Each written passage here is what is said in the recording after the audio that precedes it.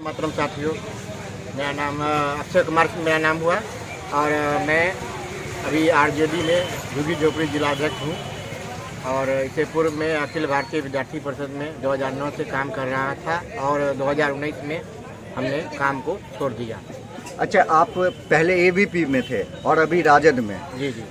सुनने में तो आता है कि एबीपी जो है वो भाजपा का विंग है, एक स्टूडेंट यूनियन है। जी जी। हाँ, तो एबीपी छोड़ने के बाद आपको भाजपा में जाना चाहिए था या फिर आप क्यों चले गए आप राजद में? सबसे बड़ी बात है कि जब मैं अखिल भारतीय विद्यार्थी परिषद में जुड़ा तो वहाँ पर एक राष्ट्रवादी विचारधारा था, जो कि एक जितने भी छात्रा बहन भाई जितने भी काम करते थे एक परिवार के रूप में काम करते थे। लेकिन वर्तमान समय में जो अभी कार्य पद्धति अखिल भारतीय विद्यार्थी परिषद का चल रही थी विगत 1-2 साल से, वहाँ पर छात्राओं का शोषण किया जाता था। एक वर्तमान समय में इससे पूर्व एक आदित्य कुमार हैं जो कि प्रदेश सह मंत्री बनाया गया था अखिल भारतीय विद्यार्थी परिषद का। उनके द्वारा लगातार कई छात्राओं के साथ गलत व्यवहार किया जाता था, उनके साथ शोषण किया जाता था, जिसका प्रूफ मेरे पास है। इस मोबाइल के ऑडियो में एक छात्रा बहन के साथ गलत किए हैं उन्होंने, और एक छात्रा के प्रति गलत व्यवहार एक आम उन्हीं के कार्यकर्ता को बता रहे हैं कि आप क्या देखना चाहते हो उस लड़की का, मेरे पास सारा है। ये घटना जब घटा तो मैंने ऊपर के पदाधिकारियों को सूचना दी, लेकिन उन्होंने कोई कार्रवाई नहीं की। जब मैं आरजेडी को जाने लगा ज्वाइन करने के लिए, तब जाकर 1-2 दिन बाद उसको निकाल दिया गया। फिर आज 2-3 महीना बाद फिर से उसको आदित्य कुमार जो कि पूर्व प्रदेश मंत्री हैं, उनको नेप के विद्या भारती के नेप के प्रांत संयोजक बनाया गया। एक काफ़ी दुर्भाग्य है। मैं उनसे पूछना चाहता हूं कि आपके पास कौन सा गंगा जल है आपने 2-3 महीना में धो करके पवित्र कर दिया। मैं पूछना चाहता हूं अखिल भारतीय विद्यार्थी परिषद से, भाजपा से, आरएसएस के लोगों से।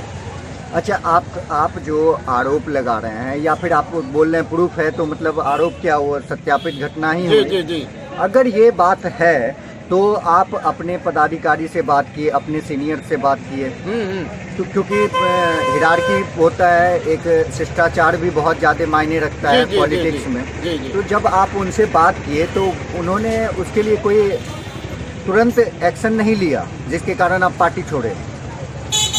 जब हम बताए तो तुरंत एक्शन नहीं लिए, 1 दिन बाद मतलब एक्शन लिया गया, उनको दायित्व मुक्त कर दिया गया।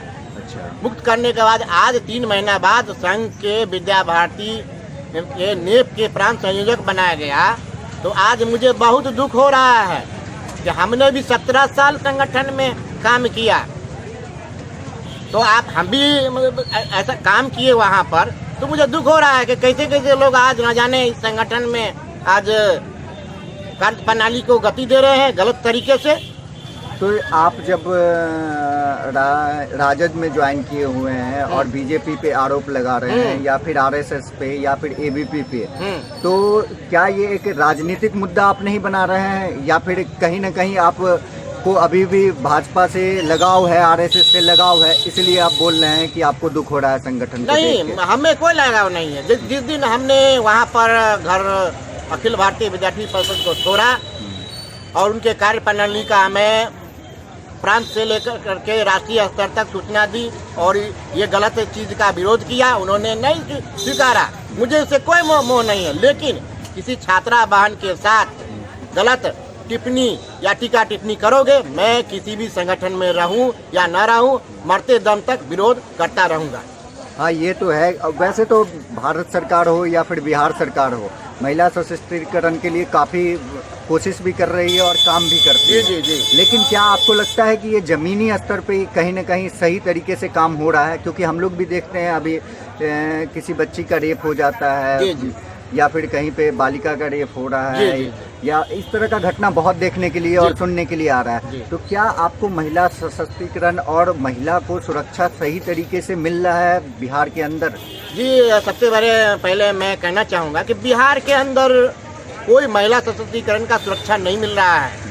लाखों माँ बहनों का रेप किया गया अन्य विधर्मी के द्वारा, लेकिन आज वो न्यायालय में पड़ा हुआ है।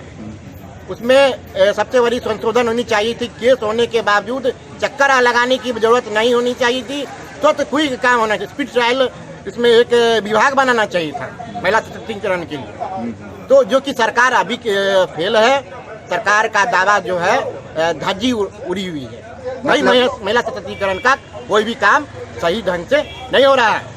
आपके कहने का मतलब है कि एक कानून पारित होना चाहिए, एक स्ट्रॉन्ग कानून बनना चाहिए महिला सशक्तिकरण और उनके सुरक्षा के लिए, उनके सिक्योरिटी के लिए एक सशक्त कानून बनना चाहिए भारत देश के अंदर में, जिससे कि महिला वगैरह सुरक्षित अपने आप को देश में महसूस करें। आप राजद में हैं, राजद का भी बहुत सारा ऐसा है जिन पे उन पे भी आरोप लगता है। आपके जो तेज प्रताप हैं उन पे भी आरोप लगा हुआ है। उनके घर में ही दरार पैदा हो चुका है। आप सुने होंगे, जिसमें कि उनकी पत्नी उनको छोड़ दी है और जो बीजेपी में अभी चली गई है। सुनने में आ रहा है इलेक्शन का समय है।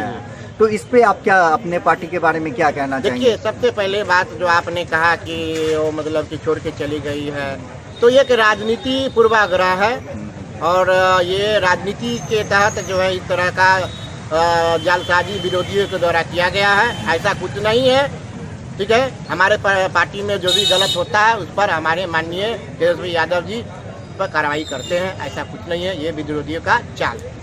आप काफ़ी दिन स्टूडेंट विंग से जुड़े रहे हैं, ABP से जुड़े रहे हैं, तो आप स्टूडेंट को क्या अभी मैसेज देना चाहते हैं? सबसे पहले मैं मैसेज देना चाहता हूँ कि आप एक जब भी जुड़े, एक अच्छे संगठन में जुड़े और देश हित के लिए, राष्ट्र हित के लिए हमेशा आगे आए और किसी काम, कोई भी काम छोटा या बड़ा हो, हमेशा काम करने के लिए तत्पर रहिए। जी, धन्यवाद।